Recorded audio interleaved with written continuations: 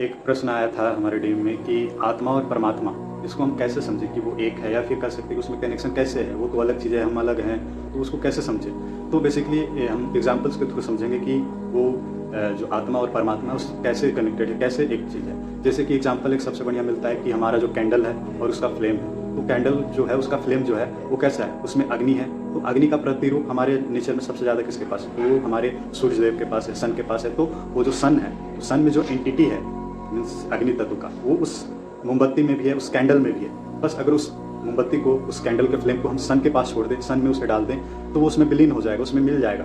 Means कि उसका identity खत्म हो जाएगा, उसके साथ मिल जाएगा, सूर्य बन जाएगा। मीन्स कि उसके अंदर जो प्रतिरूप है सूर्य का आ जाएगा। मीन्स कि वही चीज़ हमारे अंदर भी है। मीन्स कि आत्मा जो है वो हम है, और परमात्मा जो वो है वो एक ही चीज़ से बना हुआ है। तो ये कॉन्सेप्ट है आत्मा और परमात्मा का, एक कैंडल का और फ्लेम के एग्जाम्पल से। ठीक है। दूसरी एग्जाम्पल जो है आत्मा और परमात्मा को समझने के लिए कि जो आत्मा है वो हमारे एक समझ सकते हैं कि एक समुद्र है, ओशियन है। तो ओशियन पूरा परमात्मा है, और जो समुद्र से निकला जो पानी है वो एक तरीके से कर सकते हैं आत्मा। मीन्स कि अगर ओशियन है, उसमें वेव उठ रहे हैं, तो वेव जो जा रहे हैं धरती की तरफ, धरती पे जो वेव गिरे, तो वो हो गया कि वो परमात्मा उसी का तत्व है। जो खारापन है समुद्र में वही आत्मा है। तो जो परमात्मा है उसी का अंश निकला हुआ है आत्मा।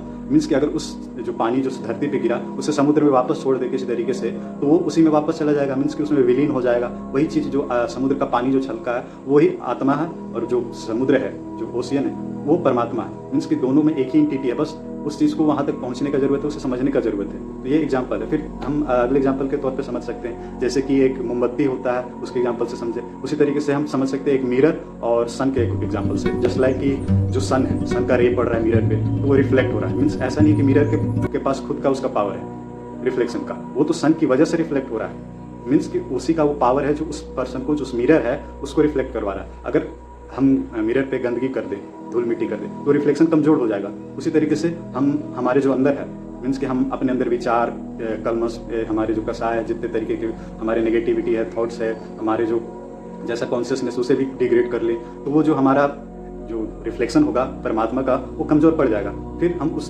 परमात्मा से कनेक्शन बैठाने में कैपेबल नहीं होंगे। बट हम जैसे ही मिरर को क्लीन करेंगे, मिरर क्लीन होगा तो रिफ्लेक्शन वापस बढ़ जाएगा। मीन्स कि जो आत्मा का रिफ्लेक्शन है, जो परमात्मा से रिफ्लेक्शन हो रहा है, होकर आ रहा है, वो बढ़ जाएगा। मीन्स कि जो हमारा कनेक्शन वो स्ट्रांग हो जाएगा। यही प्रोसेस है योग का, ध्यान का, स्पिरिचुअल प्रोसेस का, आध्यात्मिक प्रोसेस का, कि हम अपने आप को, अपने आत्मा को, अपने शरीर को, अपने जो हमारे जो ग्रंथि है, हमारे जितने भी कसाय, कलमश, ये टॉक्सिन्स, इंप्योरिटीज हमारे शरीर में भरे हैं, उसको हटाएं, और उसमें अपने मानसिक रूप से भी उसे हटा करके जो विचारों के लेवल पे है वो आध्यात्मिक लेवल पे पहुंचे, ताकि हम जो आत्मा से परमात्मा का मिलन है उसको, कनेक्शन को स्ट्रॉन्ग कर पाए। तो ये था बेसिक कनेक्शन आत्मा और परमात्मा में। तो ये अंडरस्टैंडिंग थी आत्मा और परमात्मा की।